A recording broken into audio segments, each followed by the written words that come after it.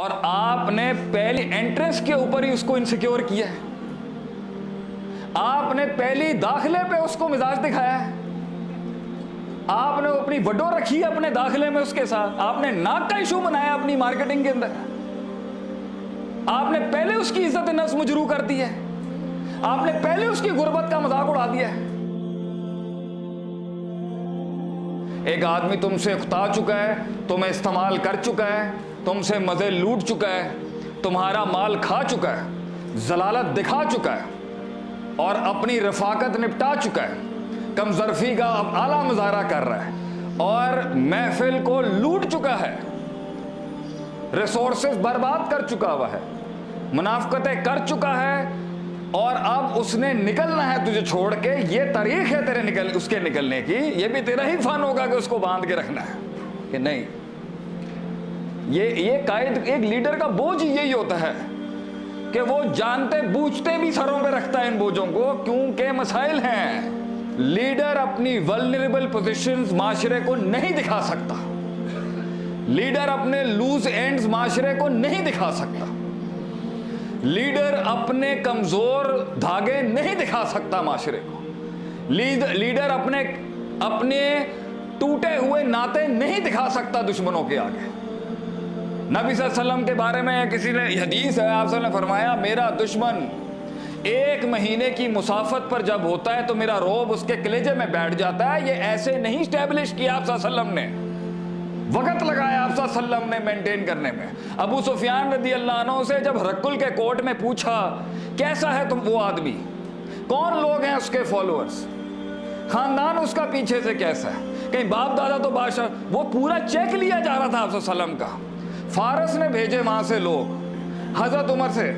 हजरत उमर उस टाइम पर जब तीन बर्रे आजमों पे राज करने वाले थे, फारस से एम्बेसडर आया चेक करने के लिए।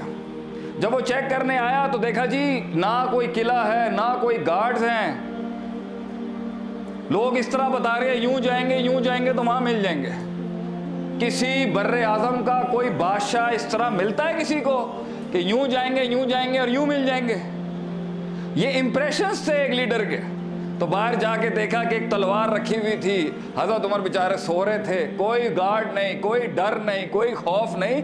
ये लीडर इंप्रेशन क्रिएट कर रहा होता है दुश्मनों के ऊपर।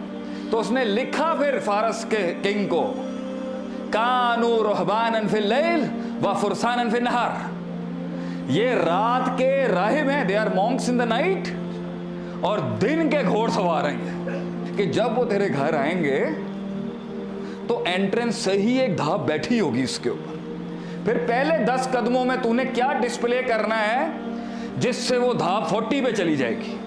फिर ड्राइंग रूम में बिठाने में तूने क्या करना है कि वो 50% धाप बैठ जाएगी इसके ऊपर। फिर पहली चीज जो तूने सर्व करनी है उनके आगे, तो उसमें वो कल्चर, वो नजाकत, वो तहजीब, वो तमद्दुन, वो तकद्दुस का क्या डिस्प्ले करना है कि वो 70% मां और कायल हो चुके हों कि यार ये बड़े लोग हैं। और फिर उस इंप्रेशन में जो तूने आके जो एंट्री करनी है, जो तेरा दाखिला होगा उस महफिल में, जिन कपड़ों के साथ होगा और जिन बालों के हेयर स्टाइल के साथ होगा और जिस लिबास और जिस अंदाज में तू उनसे पहली सलाम करेगा, ये इंप्रेशंस होते हैं इसके आगे। और फिर 80% जब वो पहले ही इश्क में डूब चुका होता है, फिर जो पहला जुमला है वो last nail in the coffin होता है। इंप्रेशन तो वो पहले ही बना चुके होते हैं। तो लोग आप सल्लम से मिलने जब आते थे ना, कायल वो पहले ही थे, बस उन्होंने देखना था कि ऐसा भी इंसान क्या वजूद रखता है। तो वो पहला जुमला ही होता था। सलमान फारसी सालों 100 सालों से इंतजार करते आए, बस वो देखना ही था। और वो फट पड़े वहां उनके पैरों में गिर के, फट पड़े वो अपने आंसुओं से गिर के। उनके आंसुओं में वो कैरिज्मा था, वो दम था आप सल्लल्लाहु। और आपने पहली एंट्रेंस के ऊपर ही उसको इनसिक्योर किया है। आपने पहली दाखिले पे उसको मिजाज दिखाया है।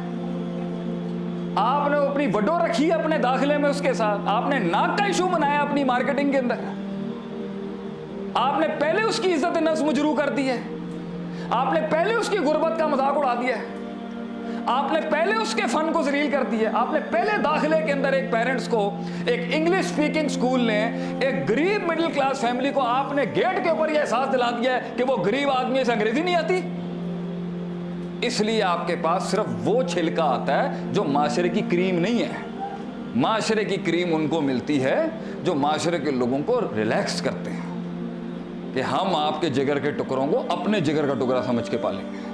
तब अपने लोग सीने के कलेजे देते हैं आपको आके, ले लें जी, कराएं शेख साहब, आप हमारे बच्चों को पढ़ाएं। इसके लिए बहुत देना पड़ता है। लीडर को खुद कितनी गुर्बतें अपनानी पड़ती हैं उन गरीबों पे अपनी सल्तनत कायम करने के लिए। उसे गरीब बनना पड़ता है। आप सल्लल्लाहु अलैहि वसल्लम दुनिया के रिचेस्ट मैन थे खैबर फतह करने के बाद, अमीर तरीन शख्स थे आप खैबर फतह, सब दे दिया। महाजिरीन को दिया, अंसार ने गिला कर दिया कि हमने आपके साथ जंगें लड़ी हैं या रसूलुल्लाह, आपको तो मक्के वालों ने देखे, हमने आपसे प्यार किया, हम आपके लब्बैक थे, हम खड़े थे, हमने अपने घर दे दिए महाजरों को, बीवियां थी, 2 थी, तलाक देने की बात कर दी, एक आप रख लें, हमने तो अपनी जानें दे दी आपके ऊपर, आप हिजरत करके।